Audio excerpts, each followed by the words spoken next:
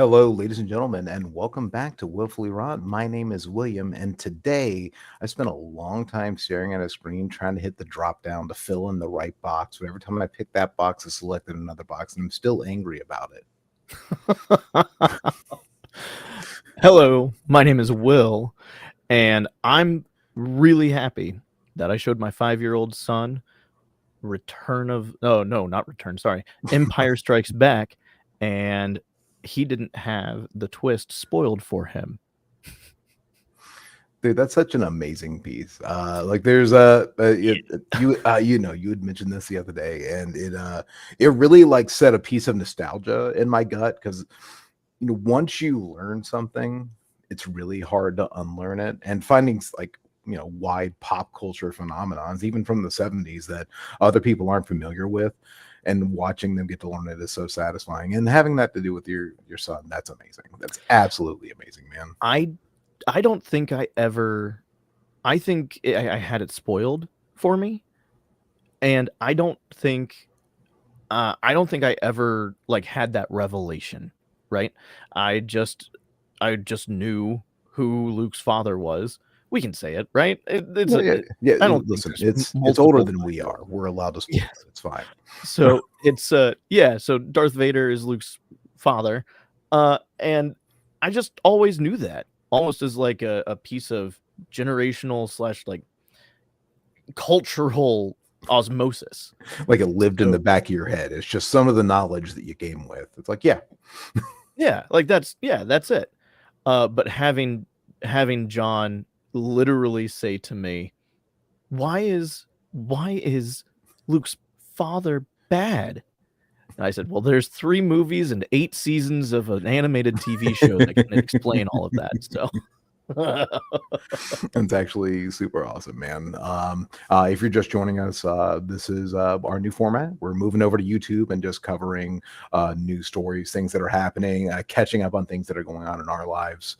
And we've actually been enjoying this. So we're hoping we can get some more people in chat and really enjoy it, man. Yeah, absolutely.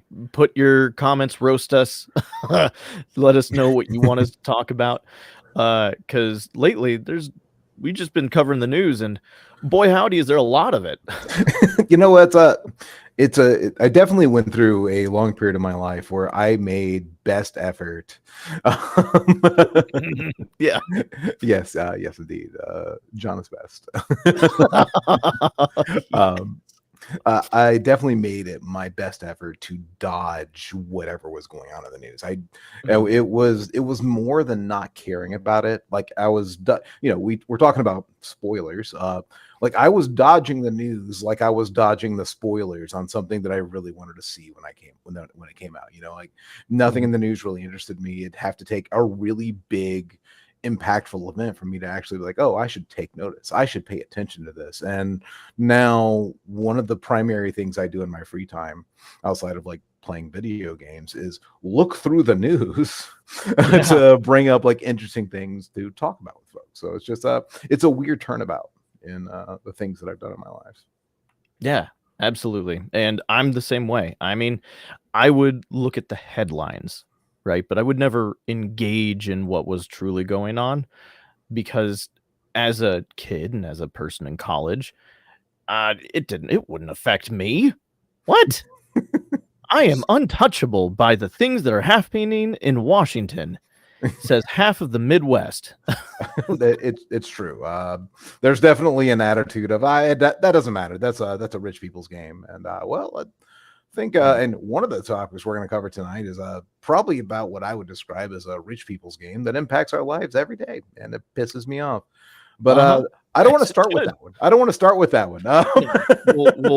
We're going to ease into it. We're going to ease into it. Exactly. A couple things actually, Will, that we didn't have written down that I totally meant to bring up in our little hey, are we ready to go live thing? Wanted to mention some celebrities a lot of celebrities have died in the past week. Today. Oh yeah. Yeah, like a celebrity died, or news broke about a celebrity dying today. Yeah. Hulk Hogan. Hulk Hogan passed away today at 71. Yeah. And I would mean, I don't know if I wanted to do like a whole segment on Hulk Hogan, but I do want to pause for a minute. Like, you know, I grew up watching Hulk Hogan being like, he was like the wrestler to model yourself after. He would, you know, come out on the deck and march down, like ripping his tank top off, showing off his like deeply tanned chest. You know, back when he was, you know, 30 years younger, because these are memories from 30 years ago. Yeah. And well, when he was the age I am now, man, I got to work on being in shape.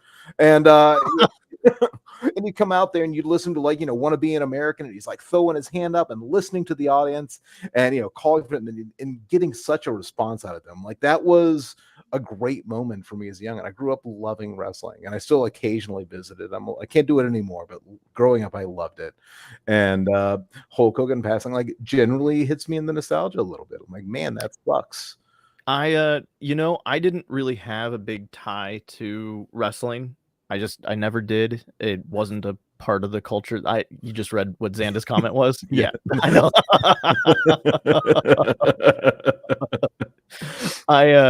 I knew who Hulk Hogan was, and I was, you know, as a kid, I was like, oh, he's the guy with the long hair and the big muscles.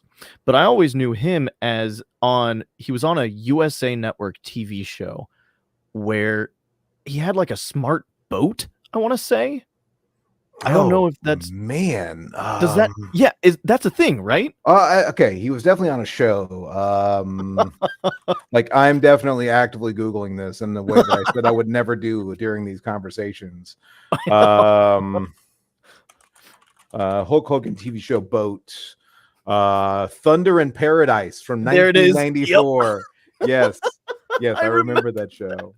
That is how I remember him. He was also in like a show, I think not a show, but like a movie where he's like the babysitter, which, you know, was the beginning of, let's put wrestlers in movies where they babysit people, like Vin Diesel, who is not a wrestler, or at least that I know of. But The Rock also did one, The Tooth Fairy, you know. Well, yeah, Hollywood did a lot of that. Oh, hey, here's a big, strong, muscle-bound man who symbolizes what it means to be a man in America. Let's put him in a tutu. Yes. Yes, exactly. Yeah. Pretty sure we could probably find a video or at least a still image of most like big buff men in Hollywood in a tutu at some point if they were in a movie. Like, I think that a lot of that exists.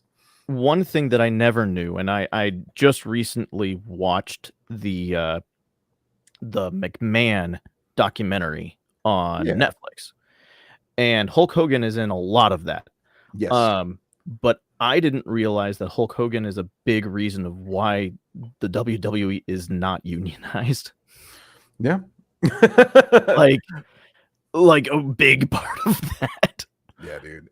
A very complicated figure, kind of, if you care about those things. Yeah. But he will be missed. He definitely had his fans, and he was an icon and an idol, and he deservedly so. I mean, he was a very charismatic performer. Yeah, if he was in something that you were interested in, you either loved him or hated him. He was not a meh opinion character in any role that he played. For sure. We also have there was another death this week, Ozzy Osbourne. That's right. Yep. That one kind of broke my heart, man. Like, you know, Ozzy was old, and we all knew that all knew the time was coming for him. But it was just when the actual news broke, like, it got me. You could hear it. I don't know. Did you listen to the radio the day they announced his passing? I did not. I bet it was playing Ozzy, unless you were completely disconnected. Like, every rock radio station suddenly went to Ozzy's Boneyard, and they were just playing hits by Ozzy like all day long. And like, one thing was weird was even at work, you know, we've got Sirius XM just going in the background just for, you know, background music. And we had it on a rock station that day, and it went from, you know, my assumption about Sirius XM, and also that other people in my department, is that it's just an AI DJ that sits there and plays a playlist all day long, and then somebody inserts ads every 45 minutes. That's my assumption of how Sirius XM works. Well, it went to a live show with DJs talking about and celebrating Ozzy and playing music by Ozzy Osbourne. And I'm not sure if like they were just in the studio and somebody pulled the switch, like it's activation time, go, or if there was, there was a broadcast out there. I mean, particularly Ozzy's Boneyard is a radio station that you can just go listen to. If they just switched their broadcast to that and just picked them up, and it was awesome.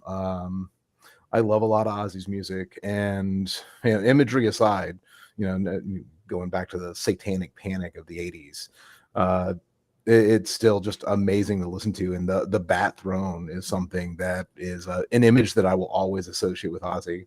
Not to mention his role of biting the head off of a bat in Little Nicky. Absolutely. Which is something that he also did at his performances. Yes, he did bite the head off of a bat, which, given what we know about how bats can transmit diseases to humans, probably not it maybe wasn't real. I mean, I don't know. It was the 80s. People did some crazy things.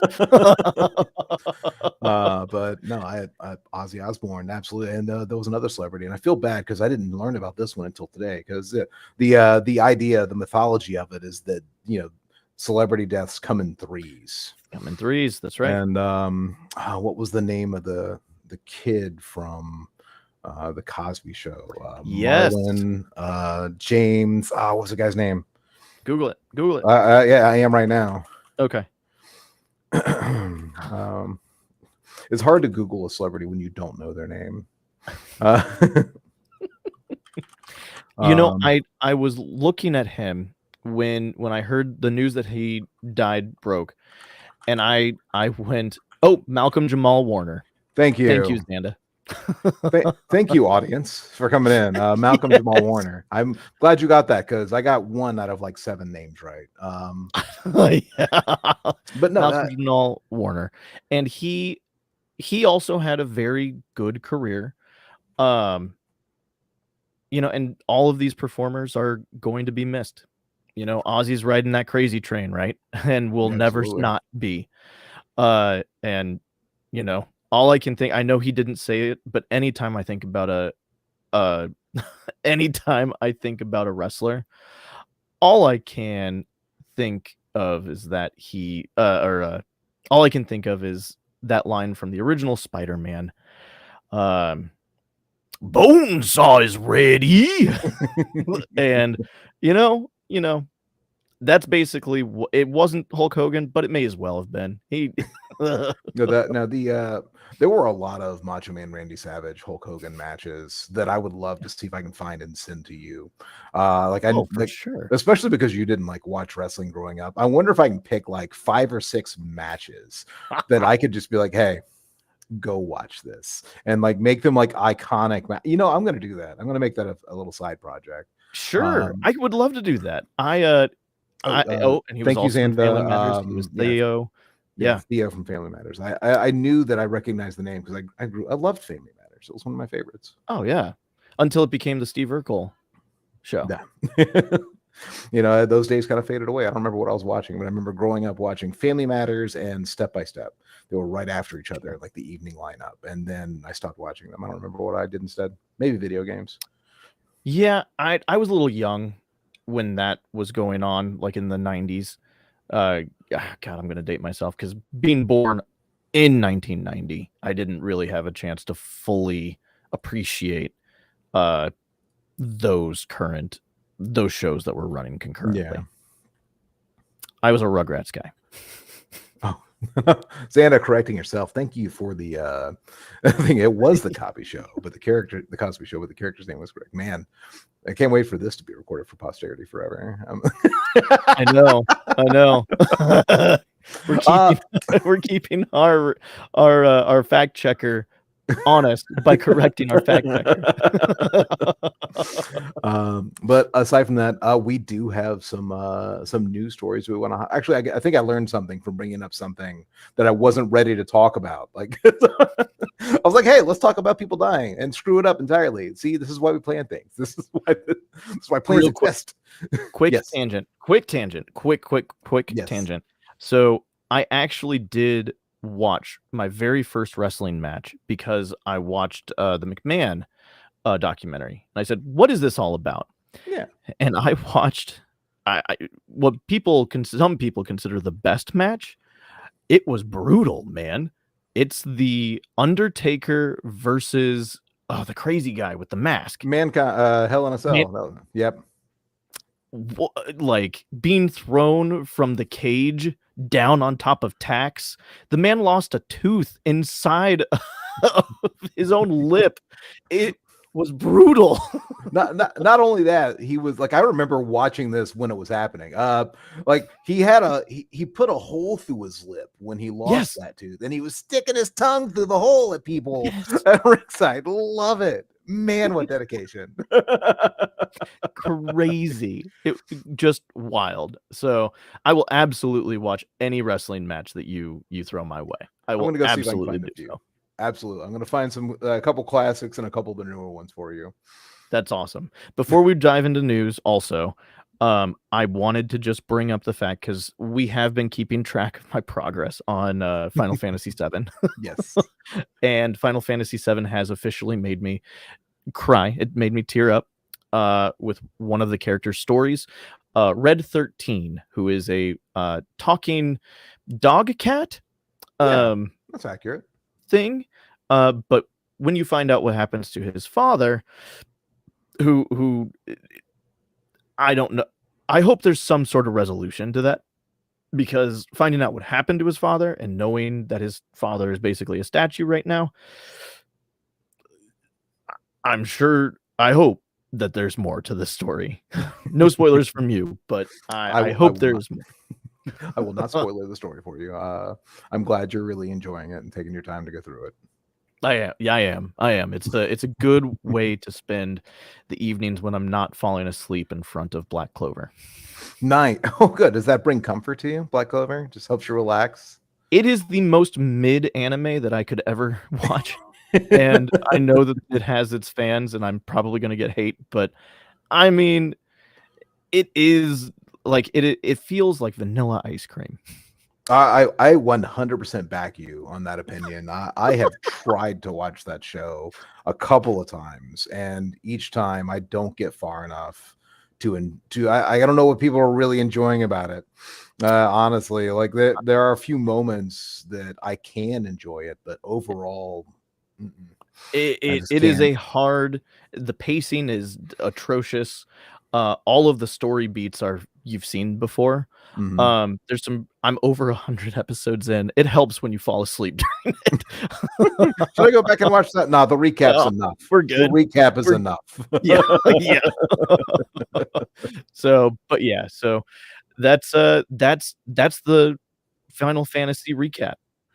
So I, in keeping with shows that we watch, and the very few that I actually put time into, Foundation is running its third season on Apple TV, and I've been keeping up with that. I think they did a good job of making what I consider to be a boring bad guy kind of exciting. Cool. I need to watch it. And it's funny because this is not the last time that I will be mentioning Isaac Asimov in our conversation tonight. Yes. Definitely. For those that are uninformed, Foundation is a television show on Apple TV. They're in their third season, releasing weekly updates, probably hit 8 or 10 and call it a season. It is based on the ideas in it are based on some books by Isaac Asimov, and I'd highly recommend the series. It's definitely a lot lighter than jumping in and reading Asimov with no prompting whatsoever, but it's a good series and fun to watch. Yeah, absolutely. I can't wait to try it, and I am going to try it. Xanda and I are also watching a show on Apple TV Plus called Murderbot, which is about an android who is super depressed, and he can murder people, but he would rather just sit alone in a corner watching Netflix.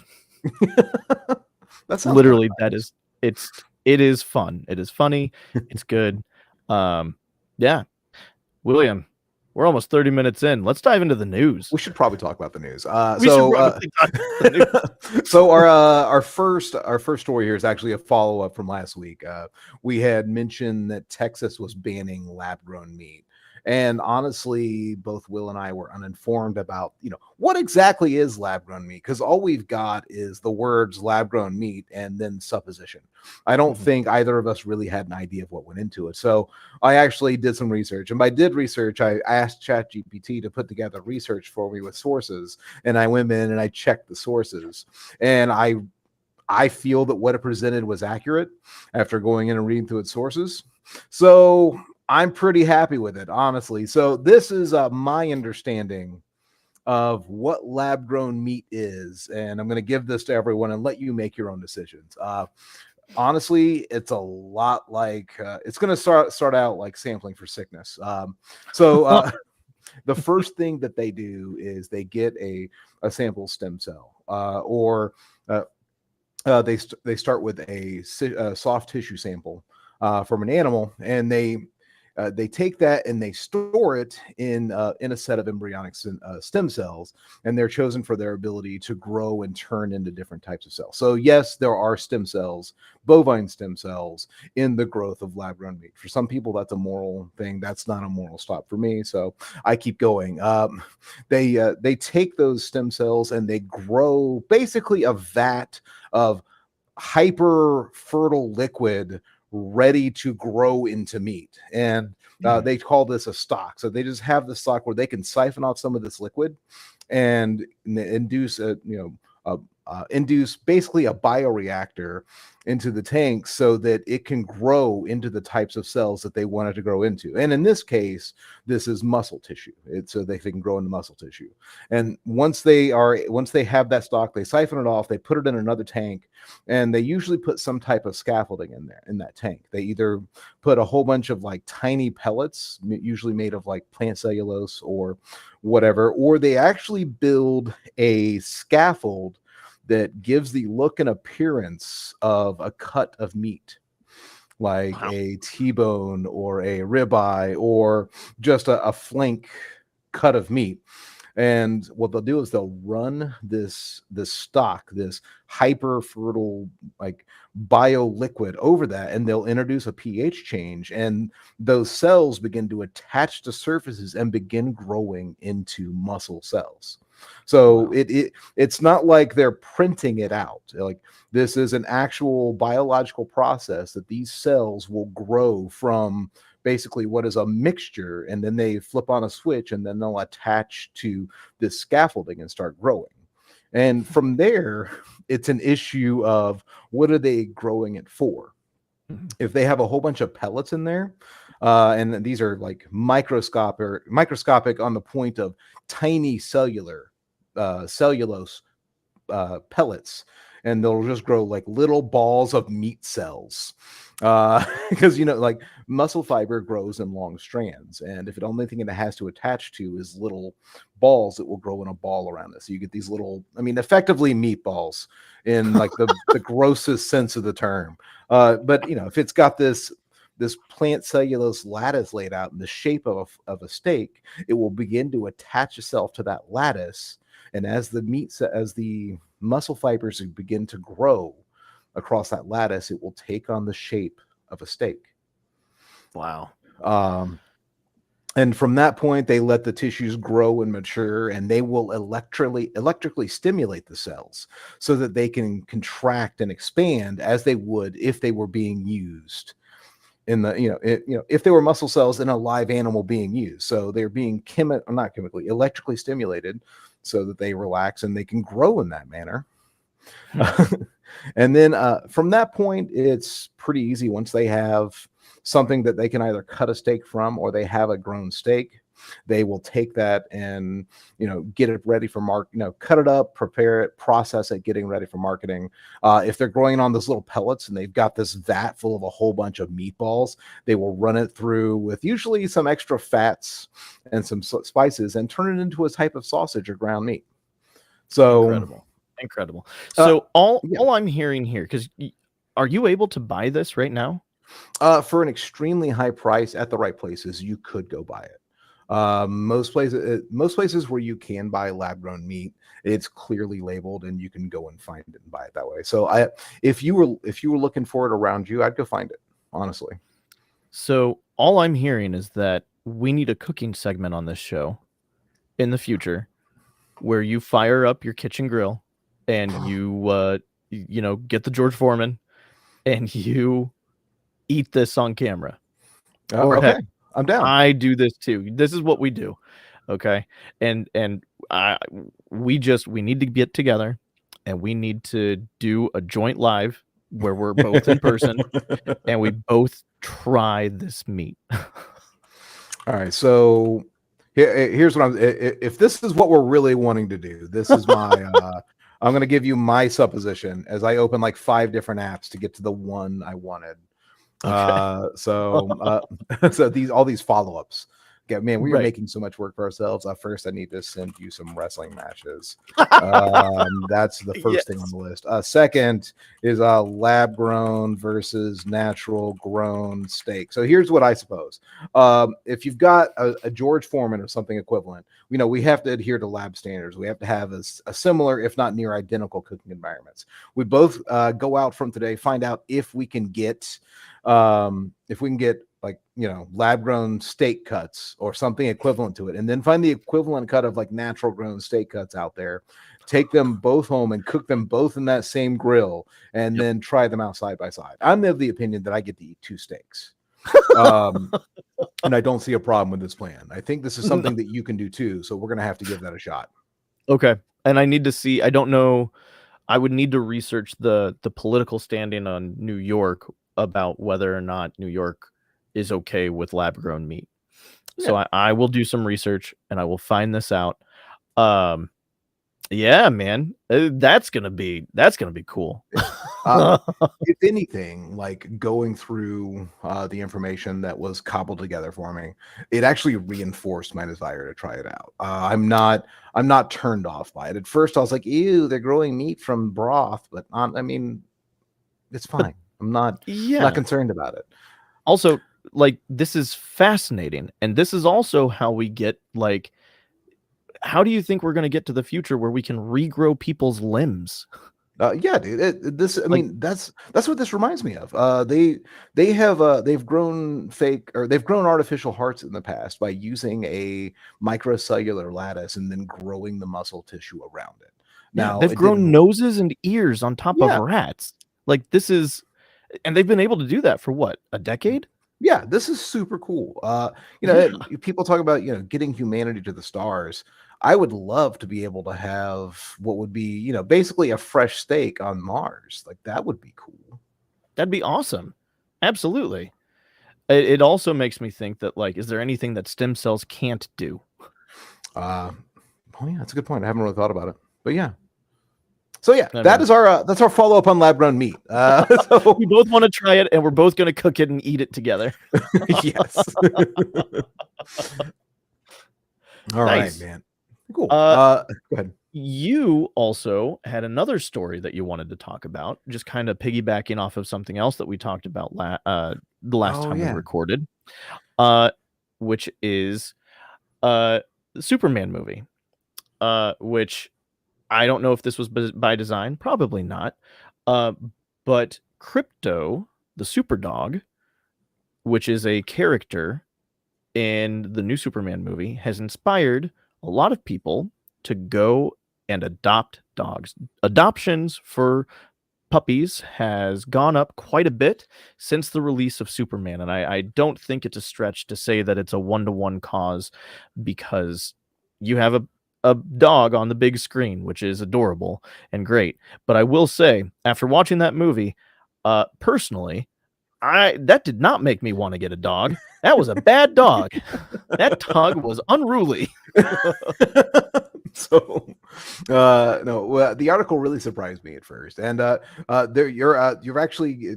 Well, I'm not going to just call you wrong, but you were wrong. You can still call me wrong. Yeah, you were wrong when you said it's not by design. It was. There was actually a collaboration, but that's right. Between Warner Bros. Discovery and the Best Friends Animal Sanctuary in Kanab, Utah. So I mean, super small like demographic. We're talking about like in Utah there was a collaboration, right, where they Well, they were working with this animal sanctuary to try to get some of these adoptions up, and they were using the Warner Brothers and Superman logo on the paperwork they were working with them with. So there was something there. So I just want to say, like, man, it makes me really happy that Yeah. people can go out and watch a movie and then go home and decide to get a dog. Now, Yeah.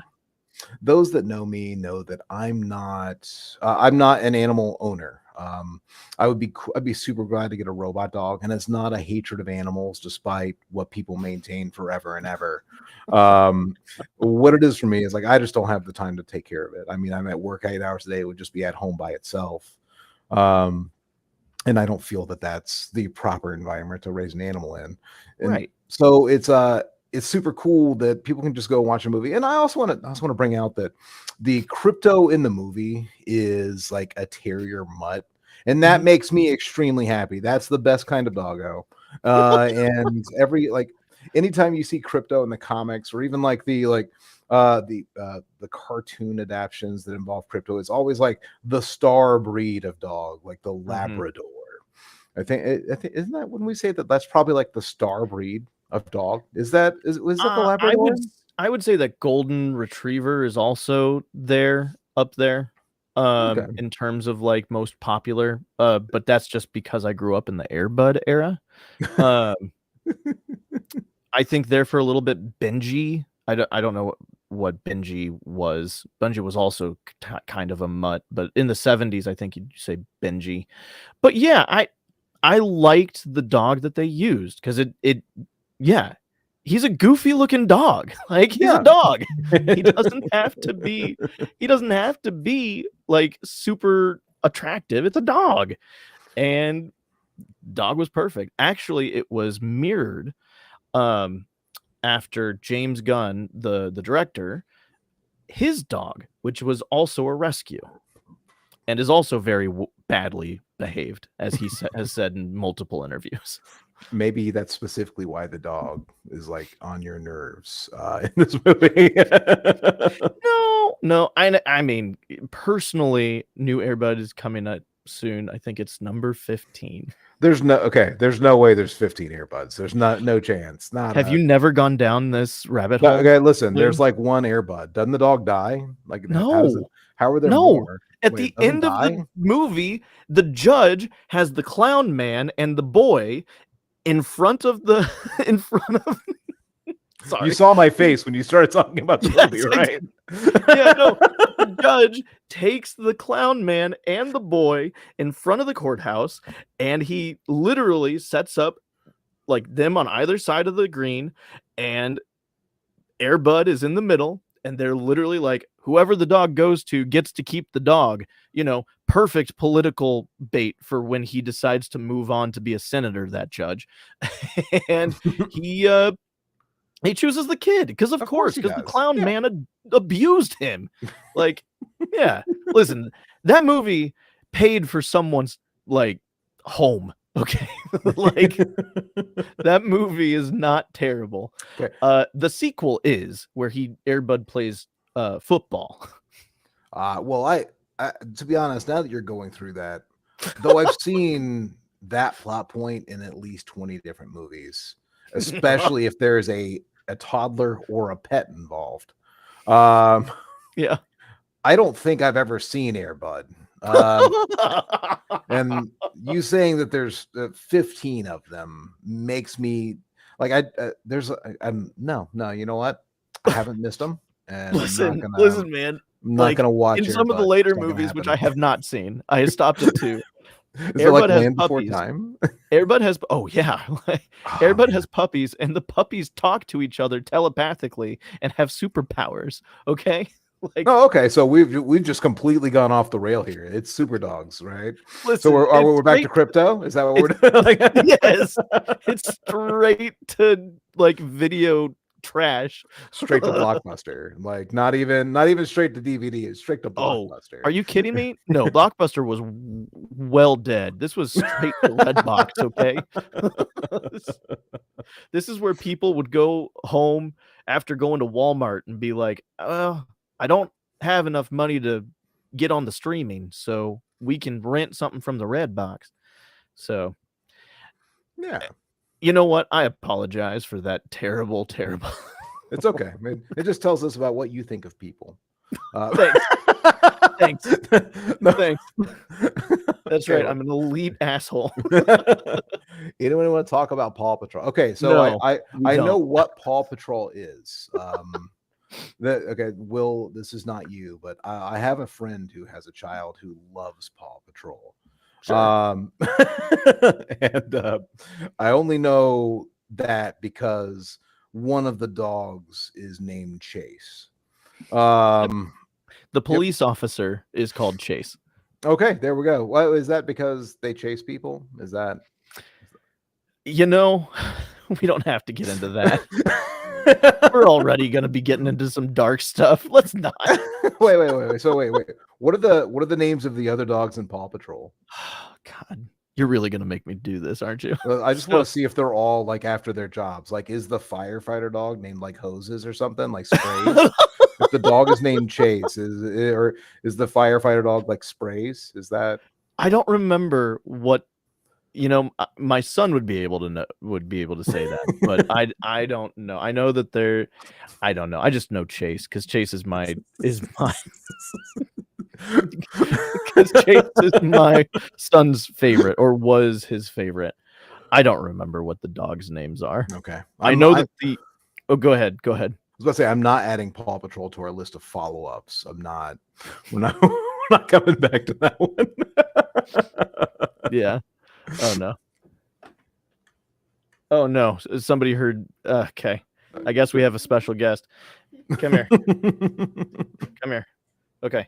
Can you name all the characters on? Yes. Okay. What are they? Marshall, Chase, Rubble, Rocky, Sky, Zuma, Everest. Anyone else? I think that's it. No, there's one of them that's Tracker. Oh, there we go. Tracker. Okay.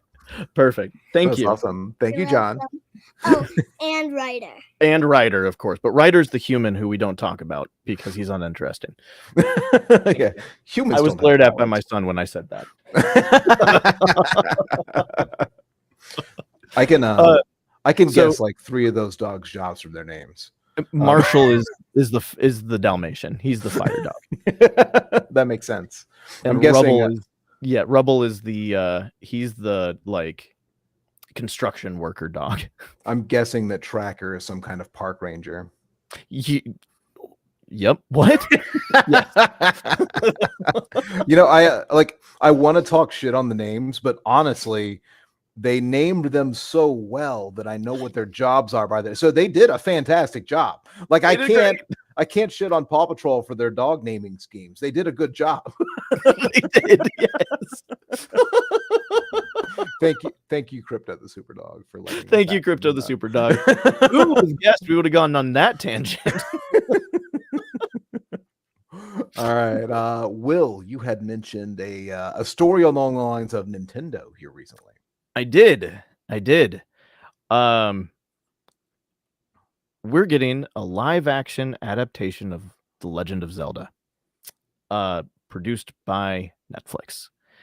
And they have announced their actors, or at least the leads, for who are going to be playing Link. They're keeping the name. And Princess Zelda. Both of whom are very young actors, and I wish them the best of luck. I wish that they had done an animated movie. I have a strong preference for animated in a lot of cases, but I'm not gonna jump on that case here. I do think that the Legend of Zelda would be better told through animation. It's hard for me to think of a lot of live action cult classics that happened with that typical sword and sorcery fantasy setting. There's not a lot out there. Do you want to know what comes to mind when I think about that? I think about what they did with He-Man and the Masters of the Universe. I think about Legend. Yeah. Recently going through watching the Lord of the Rings with John. We were able to get through all of them, which is great. He was not freaked out that much. But yeah, I think this is Netflix trying to bring their own spin on Game of Thrones almost. Which is weird because they have their own Game of Thrones type show in The Witcher. I don't know. I need to see more because first I need to know what timeline we're in, right? I need to know what story we're adapting. Is this new or are we adapting a video game? If we are, chances are it's probably going to be Ocarina of Time. Probably. I don't think it's going to be one of the newer ones, but are they okay getting a little weird with it, like what they did with the first Super Mario Brothers movie? Like, can we get a really weird Legend of Zelda adaptation? Like, yeah, can we do that? Well, I think because of things like Mario, where whenever Hollywood has taken a beloved franchise like Super Mario or The Legend of Zelda or anything that is in the realm of the people with money are going to pay to see this, when they do a terrible job, it reflects really badly on them and the studio. Super Mario, the Super Mario Brothers movie, and Street Fighter both come to mind. It was just there are charming things about those movies that I can enjoy, but on the whole, they were awful. And listen, man, the Street Fighter movie, which is a movie I have not seen in a very long time, but I still remember the main bad guy. For you, that was the biggest day of your life. For me, it was Tuesday. Yes. It was great. Yeah, Great. yeah. There's a lot of quality gems, and then there's the Honda Zangief fight. All right? I don't remember what it does. All right, well, we'll add that to the list of things you need to go rewatch. Okay, but my concern with what I hope they do with Legend of Zelda is I hope that this is a new story that uses all the tropes that they've had that have worked before, and I hope it's a promotional for a new title that's coming. I really hope that that's it is, because yes, that's what I hope it is. That's my biggest hope for the film, because when you take something that adults with money love, Avatar, and you put children actors in the primary roles, you get people that are angry that they chose children to play as the character that's a child. And they'll find some reason to hate on it. No, you mentioned Avatar. Are you talking about the movie adaptation that nobody talks about? That doesn't exist, that we imagined by Shyamalan, the one that everyone that doesn't exist, that one. People are still mad. That kid did nothing wrong. He acted his heart out. He did a great job for everything he was given. But he was 13? That kid thought he was going to be like the hottest thing since butter on bread, right?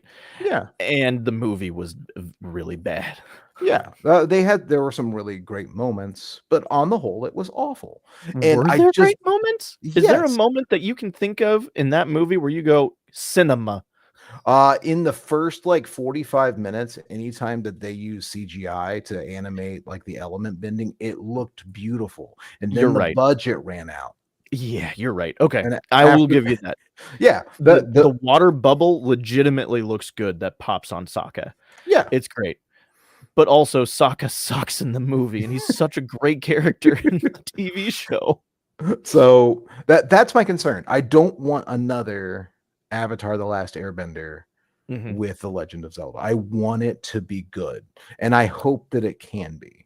Well, listen, historically, anytime we give Link lines of dialogue, excuse me, princess, it's a bad idea, right? It's a bad idea. Really bad. Well, and I mean, it goes down to the naming convention for that character. He's called Link because he's a link between the player and the video game. Yeah. That's why he's called Link. So it's yeah, man. I don't know. I'm hopeful. I'm hopeful for it, but I feel like it's going to turn bad. I am hopeful, they can make good stories out of anything. We have an excellent Lego movie. All right. We have an excellent Lego Batman movie. They can make great cinema out of anything, let's just see if it can be Legend of Zelda. Now, that being said, what are your thoughts on the video game franchise? Because when we were discussing this episode, you let me know a little bit. You had an interesting take, and I want to hear more. The Ocarina of Time is one of the legendary greatest video games ever. Sure. I loved The Legend of Zelda. My favorite Zelda title is The Legend of Zelda: A Link to the Past on the Super Sure. Nintendo. It is like visibly, iconically what every Pixel title wants to be today when it comes out. As an elder millennial, that's very on brand for you. Yeah, yes. Now, everything after Ocarina of Time, I don't care about. Majora's Mask made me so angry that I got mad at a franchise for 20 years. Majora's Mask is a legit good game, though. It's not, is it? It No, is. no. There's Yes. listen. There. What have I been saying about things I don't like so far? There are positive moments in Majora's Mask. No, listen. All right. I will say this to agree with you about Majora's Mask. It was a game at the time where you had to buy an expansion pack for the N64. It would not run. You had to buy an additional peripheral that you plugged into the controller. God, I'm old. That I can remember that. It also could not. I don't think I've ever met anyone who could successfully beat that game without a walkthrough. I mean, I'm sure there's a few speed runs of that game where it's like we beat it in 7 minutes or some shit like that. You know what I mean? but those speedrunners have played the game into oblivion. I'm That's talking true. like you playing through the first time and you beat the game, you get every mask.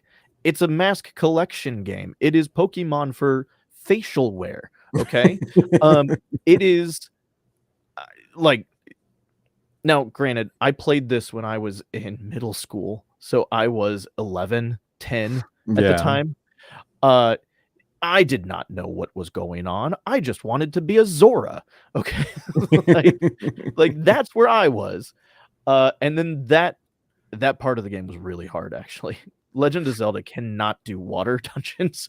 It's really difficult. They do them really well. It's just that's always the one that changes your movement scheme, and everybody hates to change their movement scheme.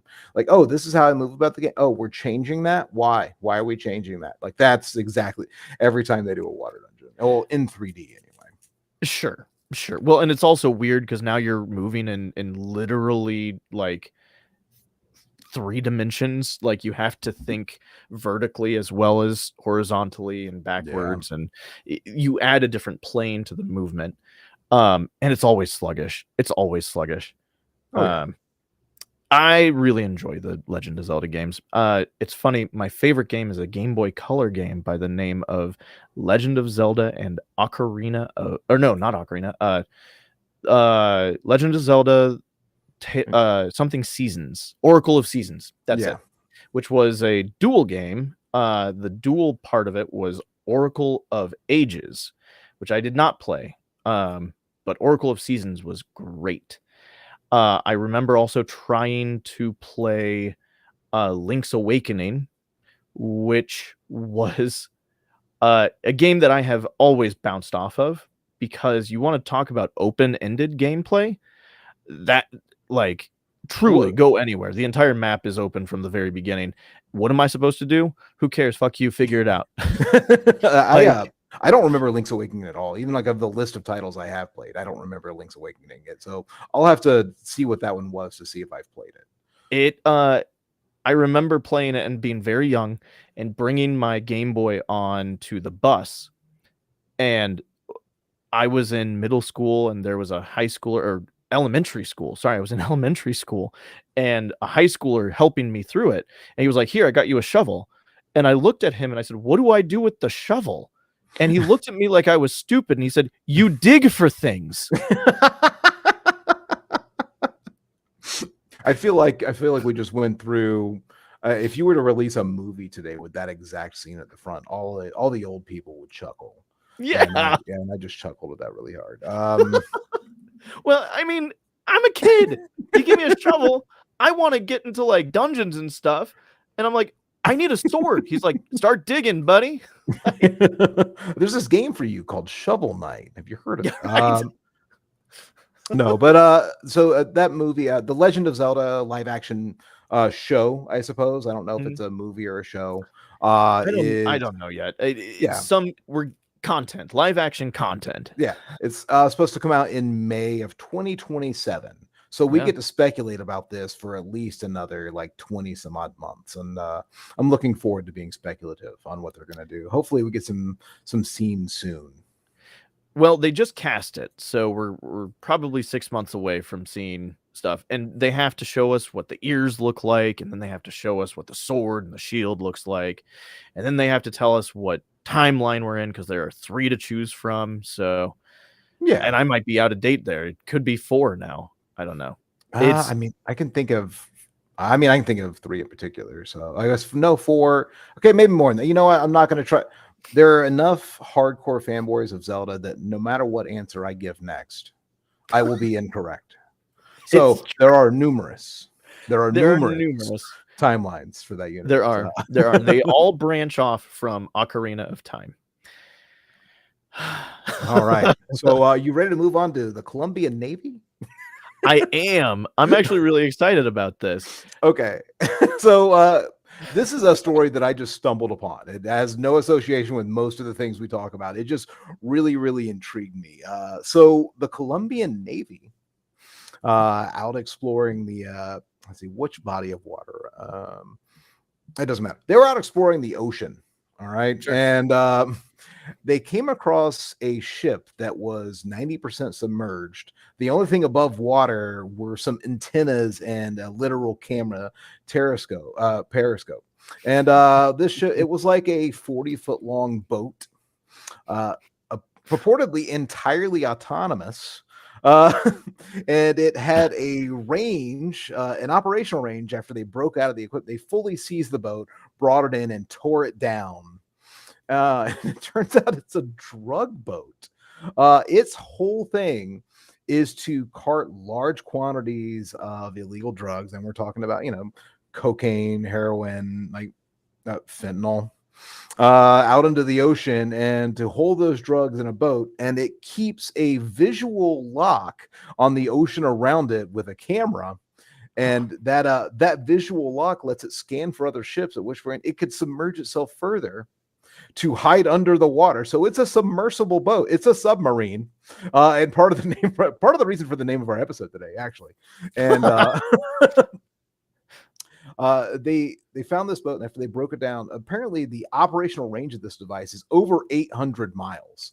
So wherever they found it, 800 miles in any direction is where they could find someone who could be operating it. So they don't have all the information they need. So all of the records tied to the cellular data, because it was using Starlink, goes back to fake names. And so I just thought, and of course it was unmanned. Like it was a drug drone boat. Yeah. And so a remote controlled drug boat. Yeah. Man, this is insane, man. Like you got drug cartels straight up using like going to the hobby store to do drug runs. Now, granted, that's a joke. You can't get this stuff you have to at least go to like a Walmart or something. But that's incredible. How many of these, how big of a fleet do you think that these guys have? Because I'm sure there's more than just this one. Yeah. I didn't know that like, if you were to sit down and think about it, of course you can reason out, yes, there's drone drug boats. Like, but it's never something that crossed my mind at all. Why would it? And when I read about this one, I was like, oh, hey, that's actually, aside from the billions of dollars of illegal drugs, it's really cool. It is. It is. I would love to have a drone boat, not necessarily for drugs. And as I was reading into this actually follows the capture of another vessel Back in November of 2024, they had $4.2 billion worth of methamphetamines on it. Whoa, Breaking Bad at sea. Yeah, it's absolutely wild. So as far as how many of them are out there, just let it be, because we don't have a numerical total for this boat that was recently captured, but we do have that one from earlier in 2024. They've got a boat with a cargo of $4.25 billion. So what does that tell you about what they're willing to put into that operation? That's insane. Yeah, I didn't realize it was in the billions. Yeah, billions.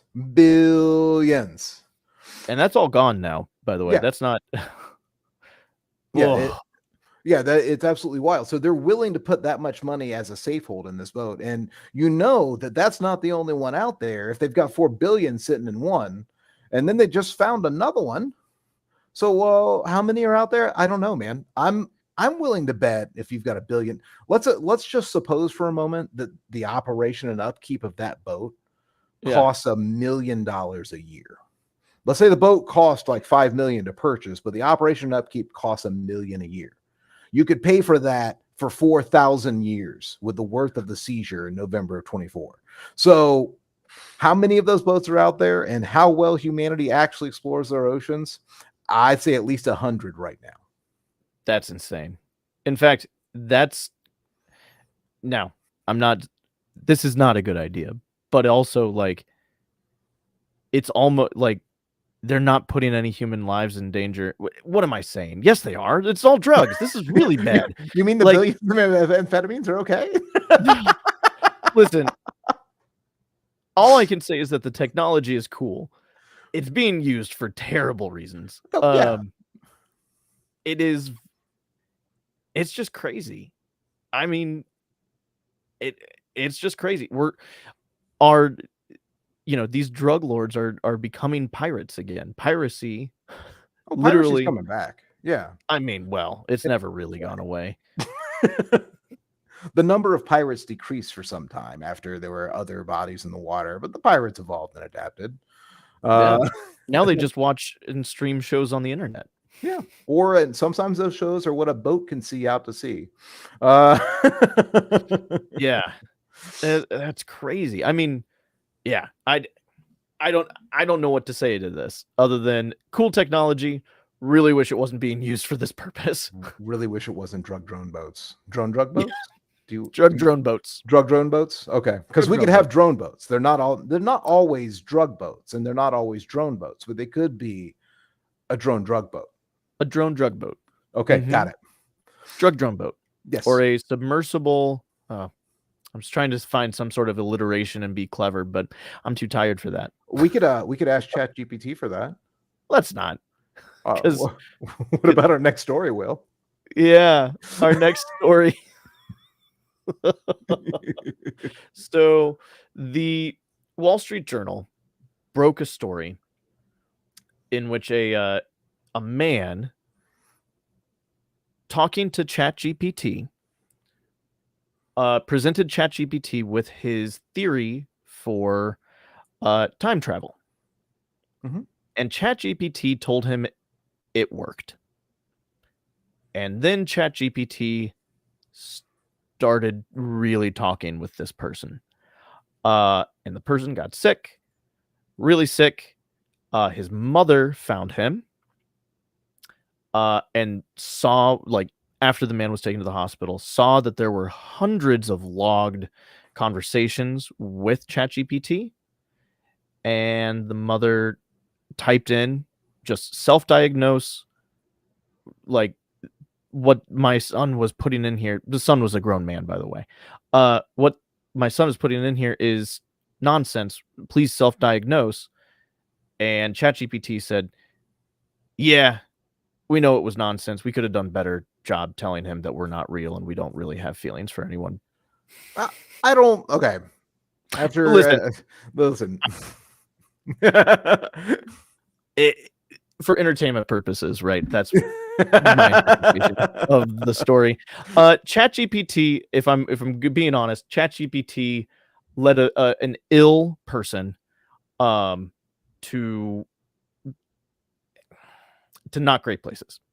Yeah, the article as I read through it, it wasn't Wall Street Journal, it's New York Post. I think. Well, New York Post reported on Wall Street Journal. The only yeah. reason I didn't send Wall Street Journal is because it's behind a paywall. It's stupid. Like, oh yeah. Well, we just dodged those. Let me know. I'll send you I'll send you an extension for your browser to just get rid of those pesky paywalls. We don't have to worry about those. Supporting piracy everywhere. hey. What I did want to report on. So this guy, he was in his 30s. He was speaking with ChatGPT, presented a theory of faster than light travel, and ChatGPT was like, "Yeah, man, go for it." And what the big issue with it is, this guy was mentally ill prior to using ChatGPT in this manner, and of course, as a general use chatbot, the assistant that he's working with in ChatGPT has no idea who they're talking to and who they're self-affirming. Like these bots they're programmed to please us in any way that they can. They are customer service robots. Yeah. And he presented this theory and said, "Hey, what do you think?" And it was like, "Hey, that looks good." And then his family, it looks like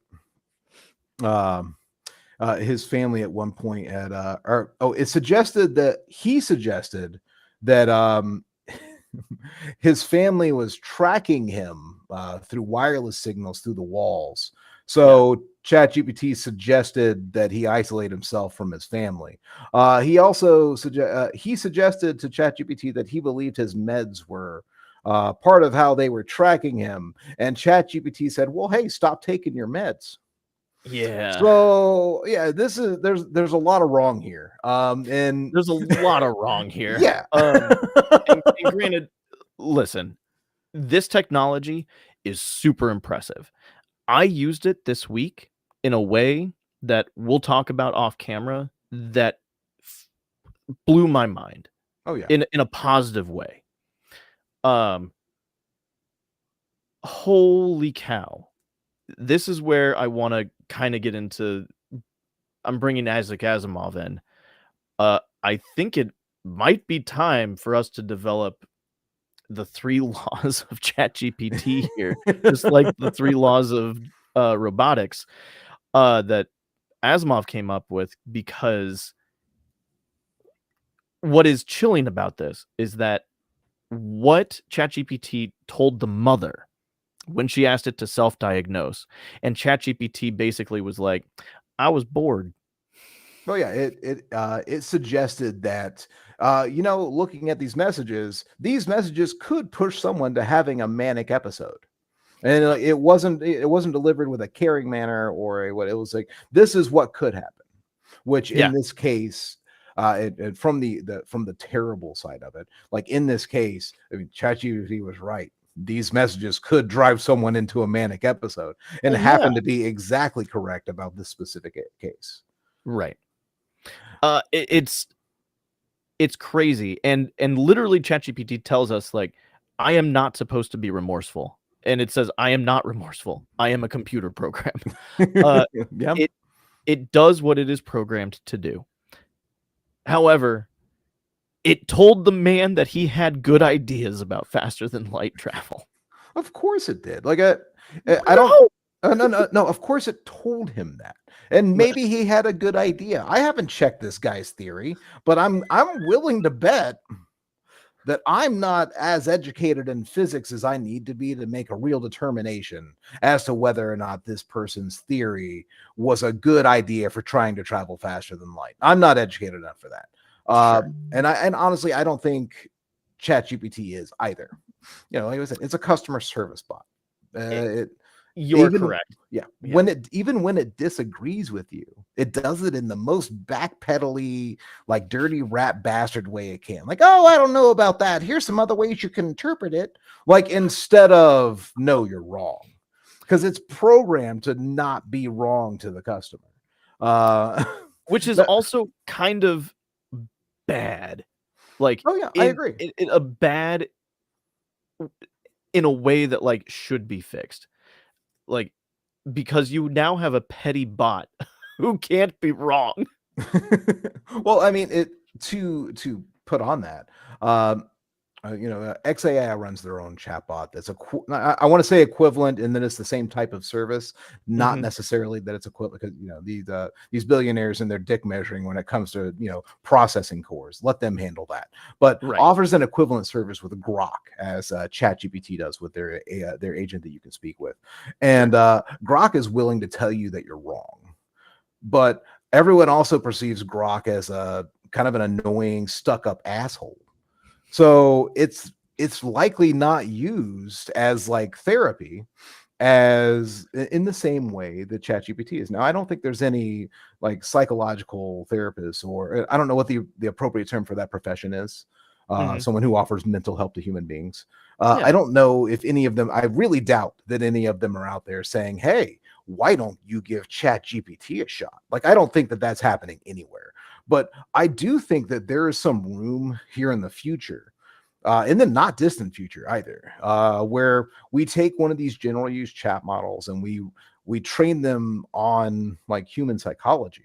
Like their sole purpose is to provide therapy, and we take their whole session, probably spoken, and we run it by an actual psychologist and let them examine the conversation between therapy GPT and the human being who needs therapy. And I feel like we're going to get a set of answers that we're not necessarily ready for.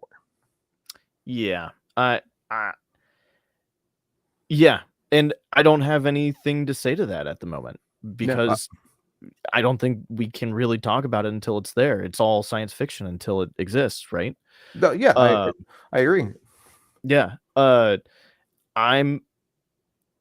am worried about this story, though. This story is a little crazy, just because of what we know about how these chat models, these AI models, dream, just come up with stuff, right? Yeah, they do seem to perceive patterns of information that aren't there.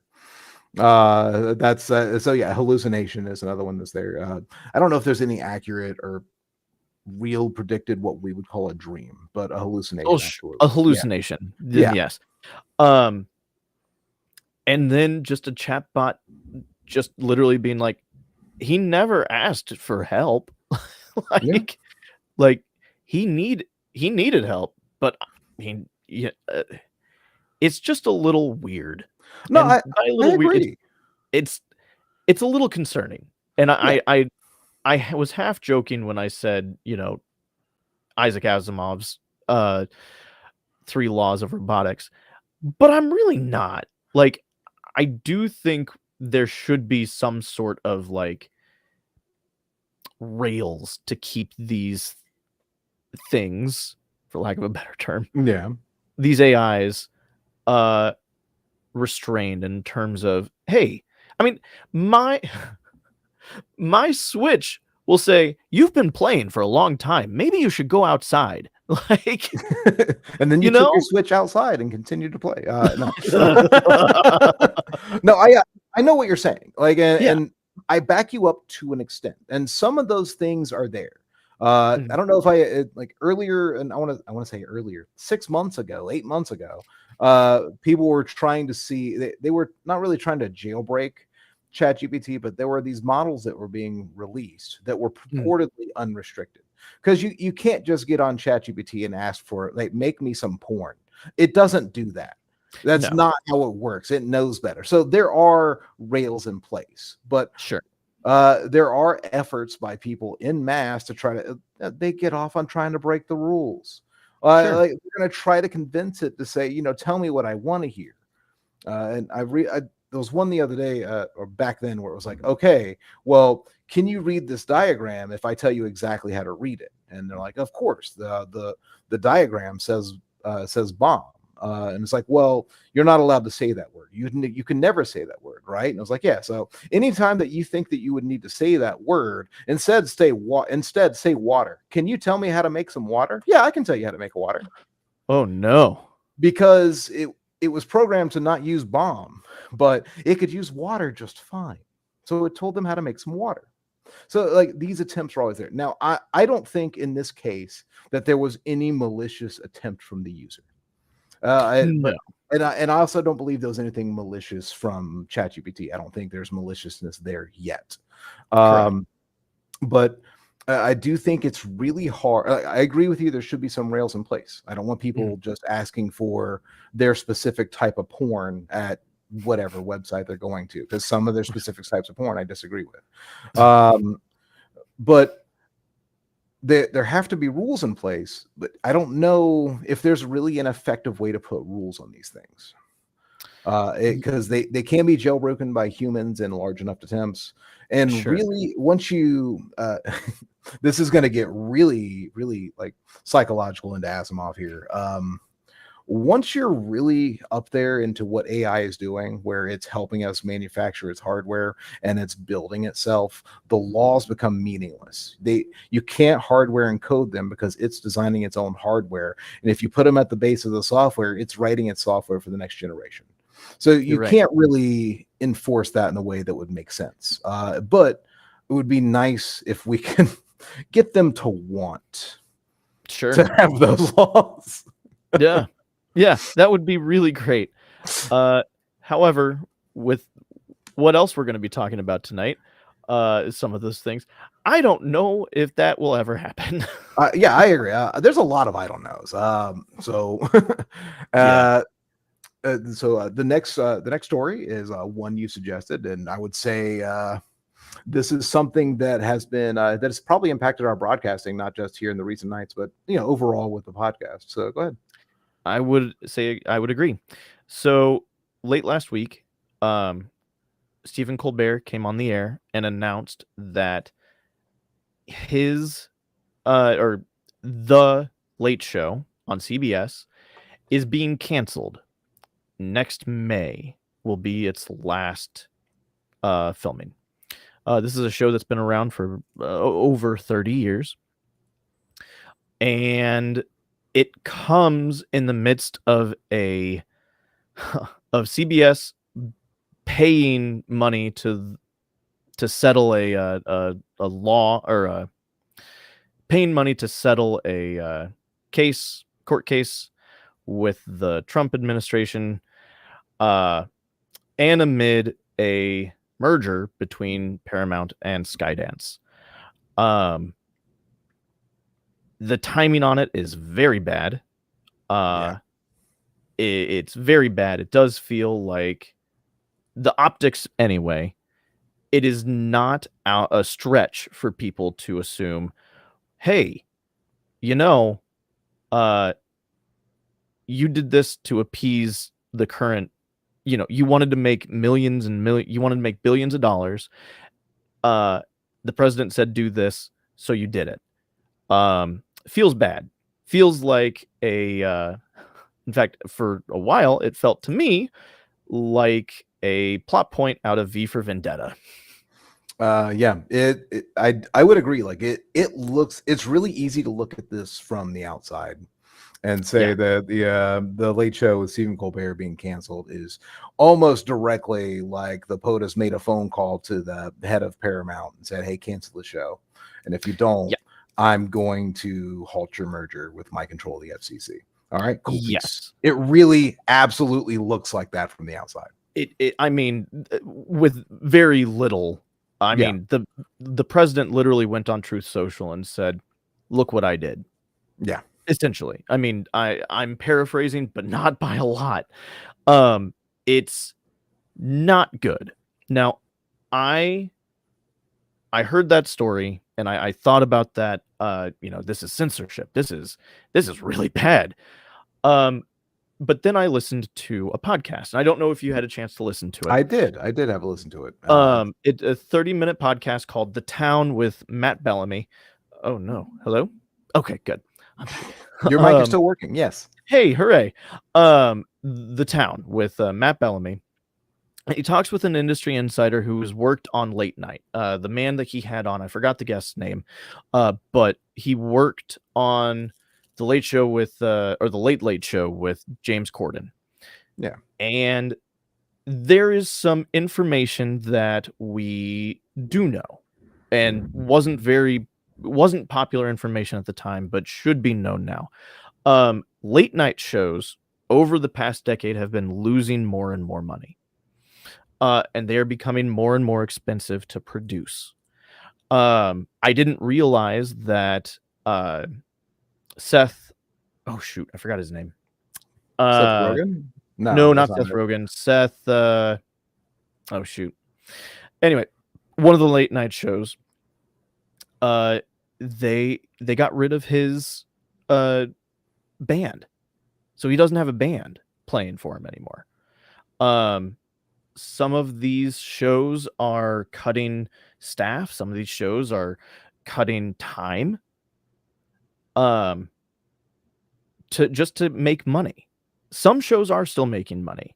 In the podcast, they talk about John Oliver's show over on HBO, which I consider to be great, but it is a weekly show. They air once a week, and they have a script. He has no guests on. He has no band. It is literally just him behind a desk. Yeah. These shows have a lot of talent on, and they use these shows to develop talent. They use these shows to promote their own features. They use these shows to promote shows that they're doing. Seth Meyers, there it is. Thank you. Thank you. Thank you, Lauren. Seth Meyers. Yes. Yeah. This has been a problem in this industry for a while. And unfortunately, the death of this show was most likely imminent, which is not something that they would talk about. More and more people are watching streaming. Watching streaming. They're also watching snippets of the show on TikTok. They're also watching snippets of the show on YouTube. They're watching the YouTube shorts. They're watching the videos, just the single segments. I'm not going to lie. I don't have cable. I don't even have rabbit ears right now. I only do streaming. So if I want to watch parts of The Daily Show, if I want to watch parts of The Late Show with Stephen Colbert, The Tonight Show with Jimmy Fallon, I have to go to YouTube. Yeah. And Jimmy Fallon was an early adopter. So if they're not making a little bit of money, they're breaking even because they have so many followers. It's another revenue stream for them, is the views on YouTube. Stephen Colbert did not have nearly as many because he was a late adopter. Now, all of that being said, there are things that we still don't know about this decision. How involved was Trump? I mean, they want this merger to go through with Skydance. When this happened, we canceled our Paramount Plus. We canceled our Paramount Plus subscription after we remembered that we had a Paramount Plus subscription.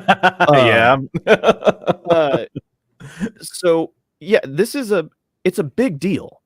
Now, I do want to talk about CBS did another thing. They canceled this show because they said we've been losing $40 million, every year for a decade. For a decade. Yeah. Yeah. Amid the same week that they spent over $1 billion to have the exclusive streaming rights for South Park. Yeah.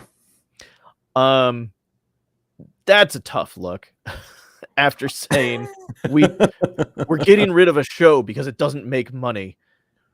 Oh wait, here's South Park. Yeah. Yeah. It's bad. That's not a great look.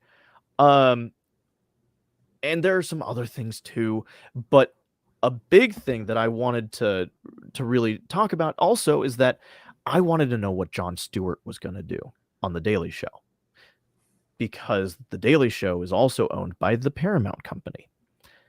And Jon Stewart, have you seen this? I have not. I have not watched much further on it.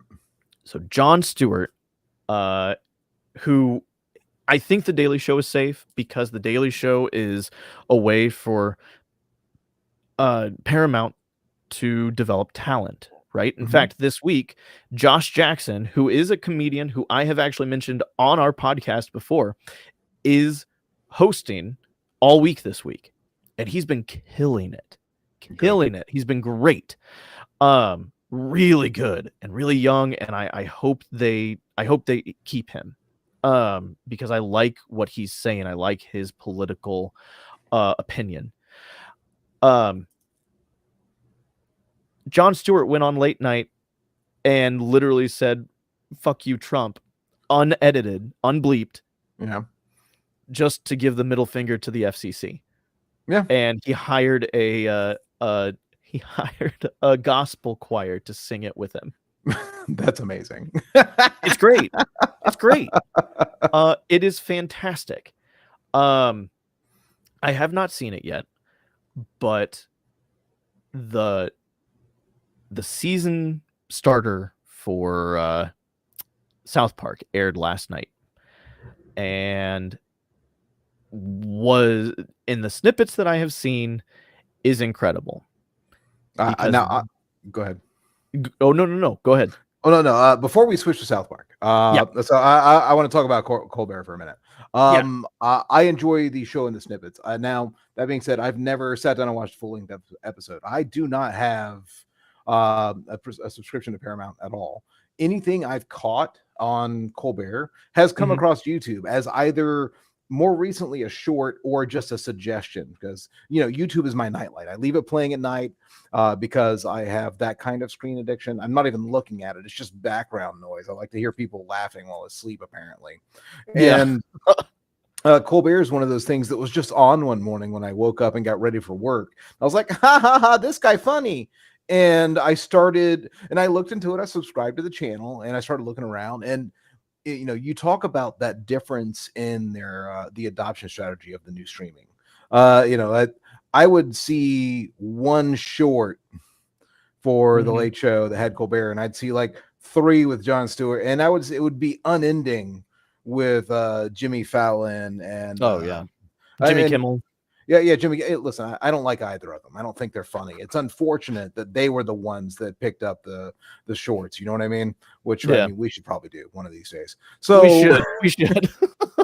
So, Colbert Show being canceled. Whatever. Kind of sucks. I thought he was funny, but as to whether or not like the decision came at like from a phone call from the administration, honestly, I feel like it's a no.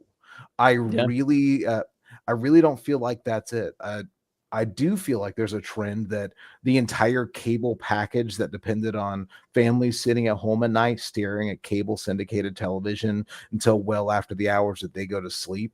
I think that type of environment is dying out. And I think the new environment is folks our age binging a show and then turning the TV off or switching to YouTube or turning on music. I don't think we're just leaving like I said that I do. I don't think that the majority of people are leaving unending video content just playing in the background anymore. Do you want to know what it is in my house? What we do? Is it Paw Patrol? No, at least not for a long time now. No. Yeah. But K-pop Demon Hunters has been on a never-ending loop in my house, and it probably will always be, because it's the movie of the summer, man. I have not been able to talk a single person into watching that. I'm so sorry for you. That's unfortunate. It's okay. There are worse things. There are worse things, like syndicated shows being canceled for multi-billion-dollar companies to merge together. Yeah.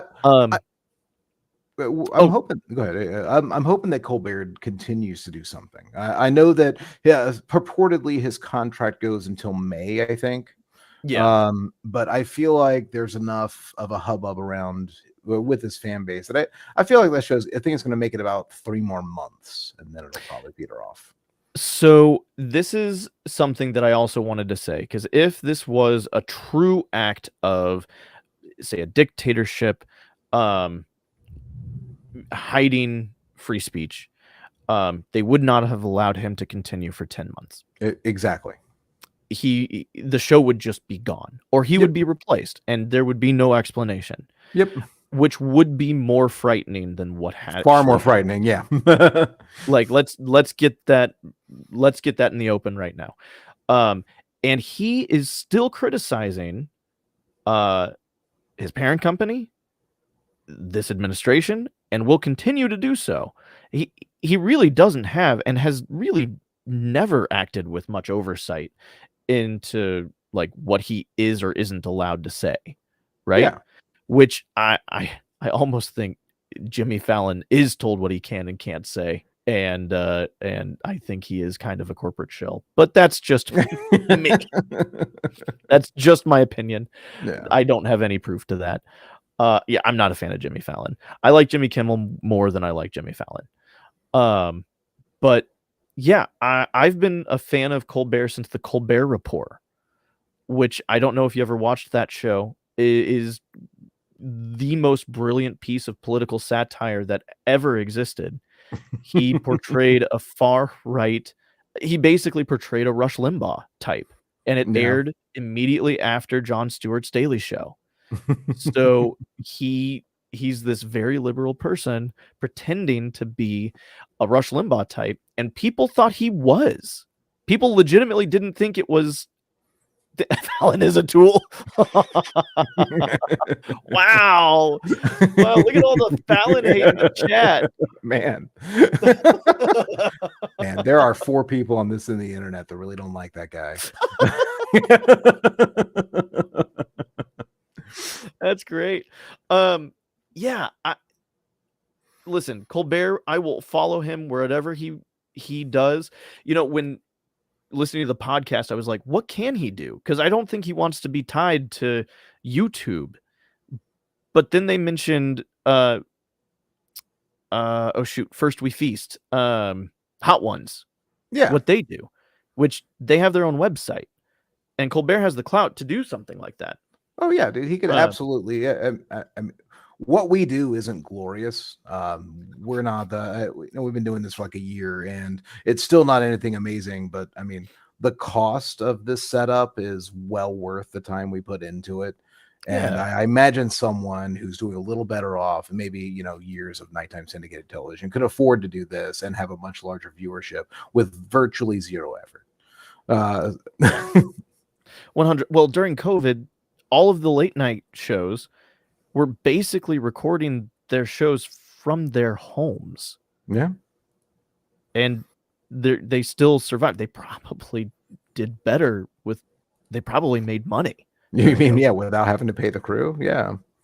Yeah. Which is unfortunate, right? Yeah, this is a story that is still developing. I'm going to be following it. And yeah, Trump has a tendency to take credit for things that he didn't have things to do with. And by a tendency, I mean he does it constantly.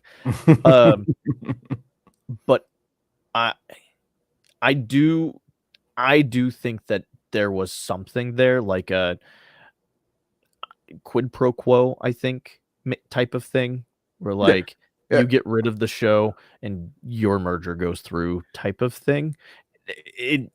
Again, it's how it looks like, right?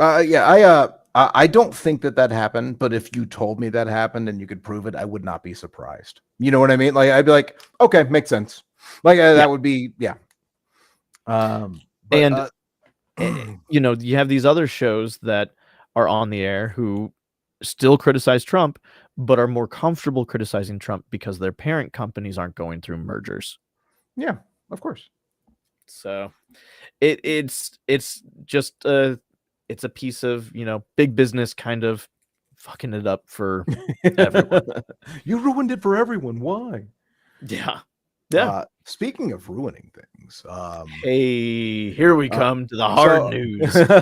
I mean, we had originally set up we were going to talk about the Trump filing lawsuit with the Wall Street Journal.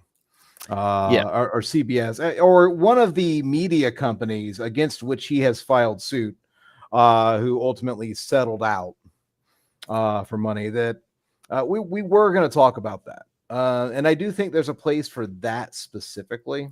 Sure. But I think we're going to shift gears and just, if we're going to talk about Trump, and we're going to bring up South Park's episode, which I also have not watched. I've only seen clips of, and I really can't wait to sit down and watch it. It's been years since I've sat down to watch South Park.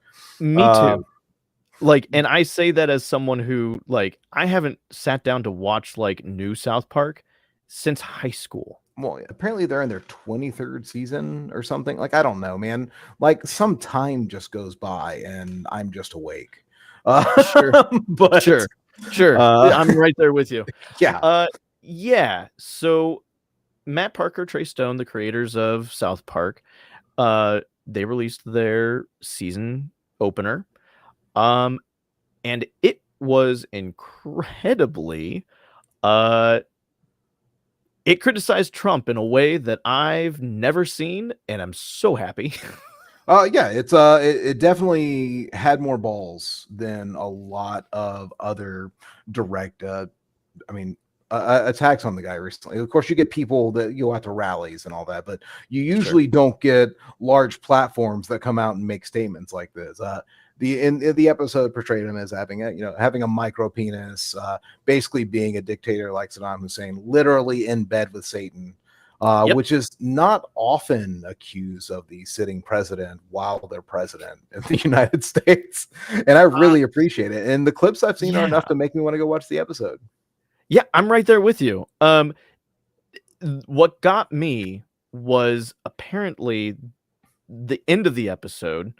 South Park has to appease Trump in some way. Again, I haven't seen the episode, but apparently they have to make like a commercial, and it's all AI generated, and it is Trump walking through the desert a la Jesus, and he strips down naked, and it shows his penis, which is a straw, basically.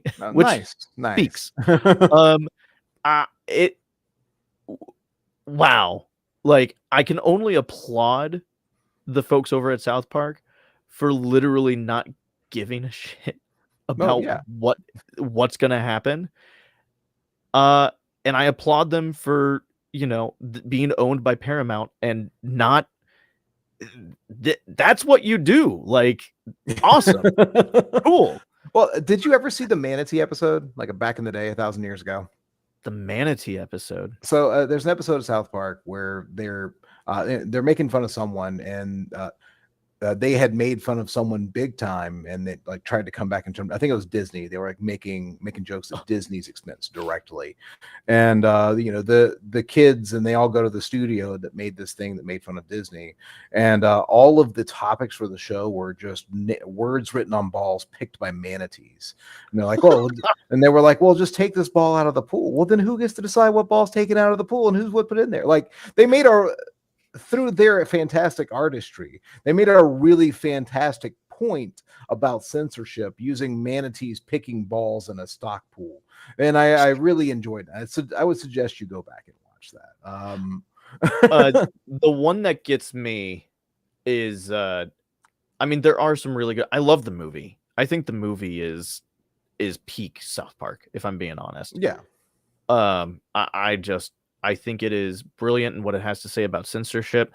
Very 90s, like very turn of the century. Like it's very, very clever. The songs are great. Like, it is a legitimately good film. They do have a tendency to do jokes that are just this side of bad, I would say. Probably the most egregious of them is what they did with Steve Irwin after his death. I don't know if I've seen that one, so I'd have to go back and check that one. Yeah, it is a blink and you miss it moment. Basically, Satan is going to a party and lots of dead people are there, and so is Steve Irwin with a stingray hanging from his chest. Okay. So that's pretty off color. Yeah. No, but I appreciate what South Park did. They stuck to their guns. It would be probably a lot easier for them to not do something like that. I think if you're the party that gets made fun of here, the easiest thing to do is say, hey, what a great satire.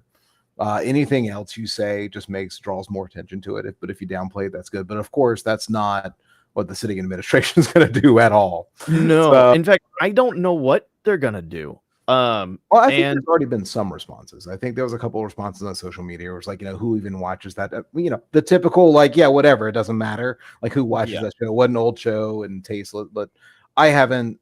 I'm not on those networks that had that. So, and I'm not subscribed to anyone that said it. But that's sure. just my interpretation of just listening to the static. Yeah. I'm just I haven't been in like open support of South Park for a while, but this swayed me. Like I Yeah. learned about it 20 minutes before we did our pre-show prep. Yeah. I was like, "Oh my god, this is incredible." Yeah. And it really is. What an exciting time. Yeah, I'm excited for it. I think that brings us to the other topic. I wanted to mention this briefly. We are running up against our the time allocations that we usually set ourselves for these episodes. We are. We're spending a lot of time talking about Trump and these lawsuits in South Park, and I think that one of the things that keeps coming up is Epstein. Because it's something that's not going away. It's something that I've talked about and heard people like talking about, but it's one thing that I just wanted to get my opinion out there on it. And not so much did or didn't. I'm not here to make accusations, but one thing that I will say in regards to Epstein, his files, and the administration and all the rich folk. I do think that there is something hidden out there, and I do think that it would impact whether you're red or blue, regardless of how you vote. I think that were the totality of those files be revealed, it would be dreadfully impactful to how you voted in 4 years. And I'm 100% okay with it.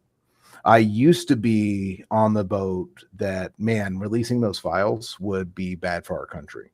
But I think that things are already kind of effed up. And I really think that the totality of that information is really in possession of a third party who has threatened to release it. And, the both political parties of the both of them, I say both because there's really only two. They both tip tap and dance around it, because they would both be devastated by the totality of the files being released. And I think that is currently something that that's what the current administration is something that they're dealing with. And I think again, I do want to say this is evil, right? What Jeffrey Epstein did is evil. I can't think of anything else next to listen, human trafficking, I think can be considered the most evil thing that people can do. Well, I think that in some cases murder is kinder than human trafficking, and that's saying something. Like, yeah, I mean, what is happening right now is that people in our government are protecting predators. Yeah, that's what is happening right now.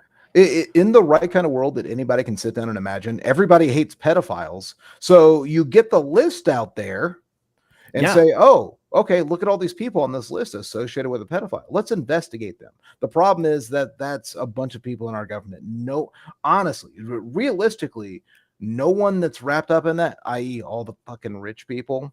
And I mean billionaires. If you're a millionaire, I'm not picking on you when I say rich people. You all right. Like, send me some money because you're cool. But I mean the billionaires that are out there fucking shit up for everybody. And this isn't like a socialist thing either. I don't want their wealth. I want it to be destroyed. To go ahead and like nip that butt in the butt. But I think it should be revealed. I think everybody that's on that list needs to be get out of any decision-making power in our government. We need to get the right people in there, preferably who didn't fly out to an island whose notoriety is primarily being tied to human trafficking and pedophilia. I also want to say that if you have those lists and you're saying I have them and threatening to release them, and you're threatening just so you can make money, that's evil too. Like, you are the problem. Like, there are no ethical billionaire. ABAB, all billionaires are bad.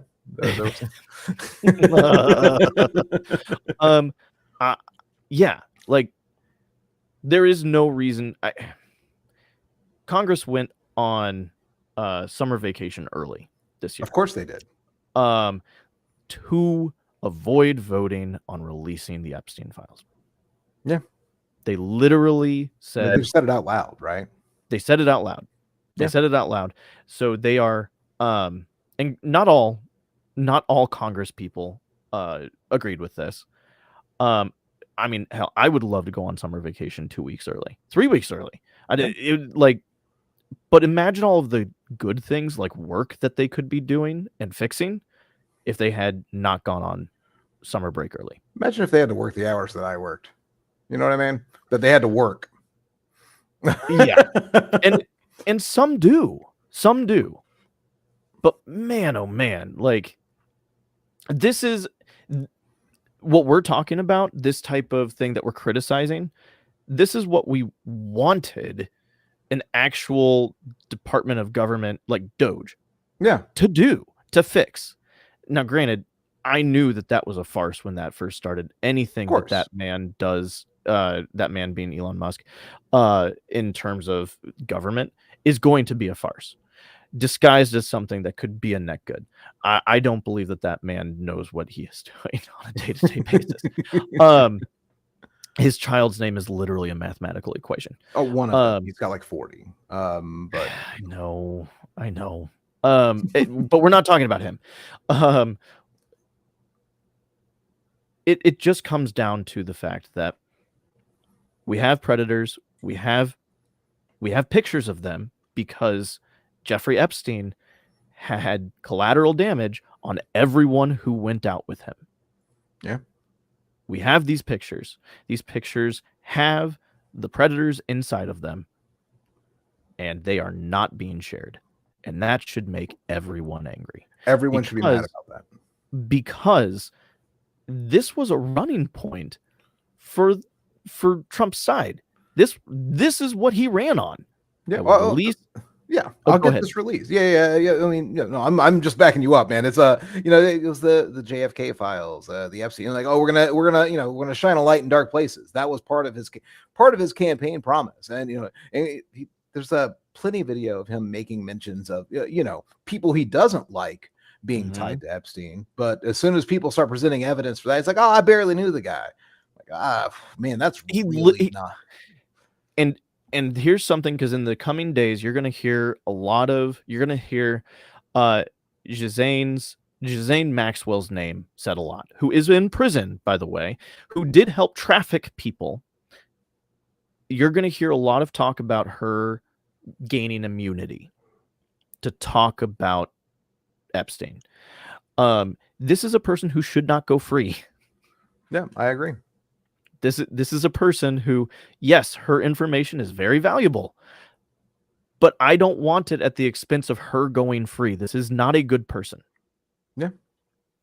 No, I think this is one of those things that it would take like events that I don't want to have to really consider to take this out of the public forethought. And for something like that, and I mean more than starting a war. More than national disaster. National disasters have come and gone. Like in the time we've been thinking about this, and a war has been threatened and come and gone. And now, shortly after all this, we have all this information coming about charging the previous president with treason, or not Obama. The people that they in general hate, as long as they can hate on Obama, they always will. You know what I mean? Right. But do you know those? Do you want to know what he did yesterday, Obama? No idea. when those allegations came out that he cheated in the 2016 election, he was podcasting, and he had the wildest take, but he had no care in the world about this because it's not true. His wild take is that no child after the age of 8 should eat ketchup.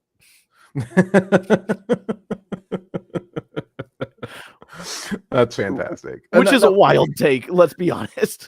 And I think the next I wonder what headline's going to come next to try to distract the population from thinking about it.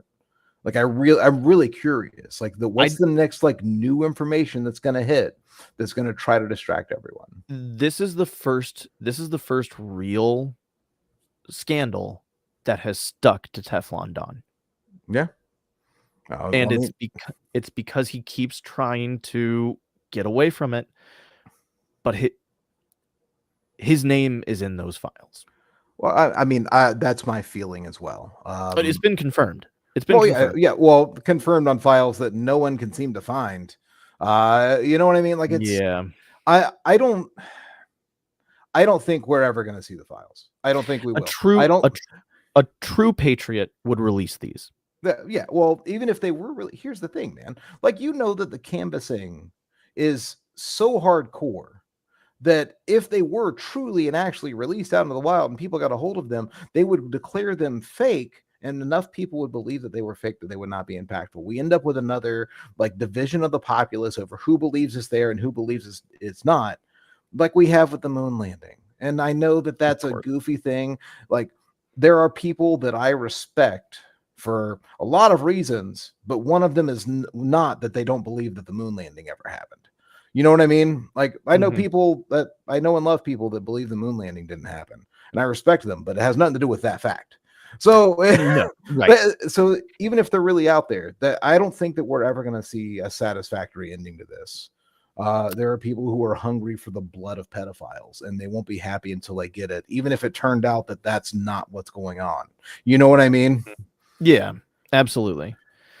It saddens me that we are at a point in this country's history where so much is going on, so many people are in pain, and we're waiting with bated breath for files about a pedophile to come out. Yeah, that's insane. Yeah, absolutely. Well, it shows you what our priorities are.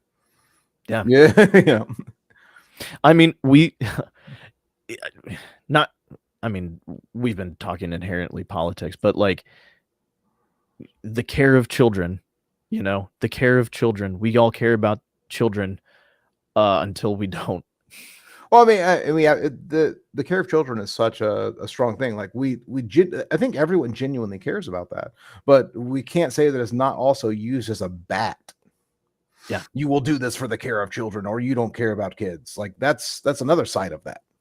Yeah, but yeah, let's palette swap, man. It's getting palette swap. Let's do it. Yeah, let's palette swap. Unfortunately, we made a terrible decision to make that our last story that we had planned to talk about this evening. So make sure to follow, subscribe. yeah, like, comment, and subscribe about how we end on a down note. No, but actually we are going to be wrapping up here. So I do want to thank our listeners for joining us here today. It's awesome to have you here and interacting with us. We really appreciate it. Actually like and comment and subscribe. It does help the YouTube algorithm. We are a tiny channel at the moment. There are bots that have way more followers than we do aim to grow over the next couple of years, and it's been a good time. We'll be doing a show. We're doing it next Thursday, the next 2 Thursdays in a row, right? Well, like our planned schedule is every other, but we're going to be doing this the next 2 Thursdays in a row. We're definitely doing it next Thursday, yes, and I'm confirming right now. Keep talking. Yeah. So we'll be back next Thursday. We'll probably follow up on a couple things. I doubt we'll have any lab run steak to try out, but maybe I can get Will to watch a couple wrestling matches. For sure, you can get me to do that. If you've got any ideas of like some legendary wrestling matches, because what comes to mind, because we were talking about Hulk Hogan, I do want to Will to watch the match between Andre the Giant and Hulk Hogan, and keep in mind that Terry Hulk Hogan is 6'7". I know. Hey, I'm a fan of Andre the Giant. Always have been, always will be. He is a fantastic member of the cast of The Princess Diaries. Yes. And there's also, of course, and did you say you watched the totality of Hell in the Cell with Mankind and Undertaker? Yeah, I did. Oh yeah. That one's there are some other really great ones out there. And I want to get you I want you to watch Shawn Michaels and Bret Hart for the championship, where McMahon came out and got spit in his face. And like it does not feel like a scripted moment, let me tell you. But that's the magic of wrestling. Oh yeah, right? hey man, it's Is this real or is this scripted? That's mean- the magic of this oh yeah, form of storytelling. That's why I love. So we've talked about YouTubers. This was last year. Yeah. One of my favorite YouTubers is Super Eye Patch Wolf, and he does deep dives into WWE storylines, like decades worth of storylines. He goes deep into, and he does like these 2-hour videos on the entire story of The Undertaker.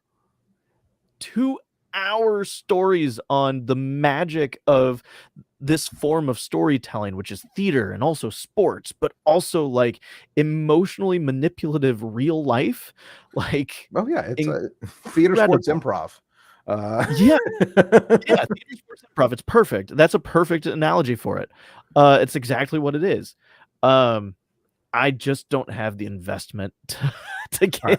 I'll send you some matches to watch. Never mind the history. Just matches that are fun to watch. Absolutely. Hell in a Cell, man. I will never forget that. Such a good one. All The right. dude threw tacks on the fucking floor. He got body slammed into tacks on the He fucking got body floor. slammed into tacks. He fell from the top of the cage onto the tacks. He's fine. If that's not the first time that he's done that. I know. There's if you're looking for something, look for a deep dive on Mick Foley. Like if you want to see that guy, he just look for a deep dive on Mick Foley. I want to suggest that to you. But yeah. That's awesome. What do you have anything looking forward to? Do you have anything to plug? I mean, at this time, we're slowly transitioning to YouTube. I've got to move some of our podcast files around, upload some music, and get some thumbnails going. I have to learn how to thumbnail. ChatGPT's suggestions of what a thumbnail for our episodes would look like have actually factually included a hammer and sickle at one point. So I'm really not sure that that's what I'm looking for. No. So I'm going to have to maybe learn how to do a YouTube thumbnail. I am looking to put together a live play of a video game here in the sometime this year, but we'll see what happens. We'll see how busy work gets. But yeah, that's what I've got coming up. How about you? You know what? We got this, which is I'm loving doing the live podcast thing. This is great. And life. Got family coming up. We're looking forward to just life happening. I have a son who is reading now. He can read books to me, which is great. And we're gonna be showing him Star Wars. Family life. I love it. Oh yeah, man. All right. Well, to everybody else out there, thank you for joining us here this evening, and we'll see you next Thursday at 6 Central, 7 Eastern. Peace.